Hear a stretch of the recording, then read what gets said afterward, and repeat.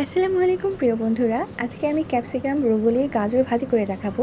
এটা ভাজি করা খুবই সহজ। এই জন্য আমি প্রথমে পরিমাণ মতো পানি গরম করে নিয়েছি, আর এতে আমি লবণ দিয়ে দিয়েছি। এবার লম্বা করে কাটা গাজর দিয়ে দিলাম। আপনি আপনার পছন্দ মতো গাজরটা কেটে নেবেন। এবার গাজরটা 2 মিনিটের মতো সেদ্ধ করে নেব। 2 মিনিট পর এতে ব্রোকলির ডাঁটা দিয়ে দিলাম। এবার ব্রোকলির ডাঁটা ও ক্যাপসিকাম আরও 2 মিনিটের মতো সেদ্ধ করে নেব। এই পর্যায়ে ব্রোকলি ও ক্যাপসিকাম দিয়ে দিলাম।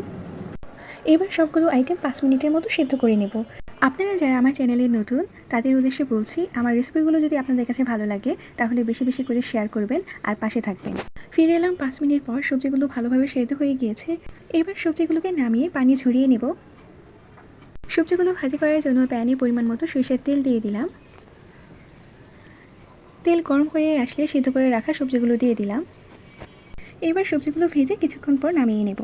ব্রোকলির এই স্বাস্থ্যকর রেসিপিটা খেতেও যেমন মজা, তেমনি অল্প সময়ে রান্না করা যায়। আজকের এই রেসিপিটা আপনাদের কাছে যদি ভালো লেগে থাকে তাহলে অবশ্যই ভিডিওতে বেশি বেশি করে কমেন্ট করবেন, আর চ্যানেলটা সাবস্ক্রাইব করে পাশে থাকা বেল আইকনটা বাজিয়ে রাখবেন।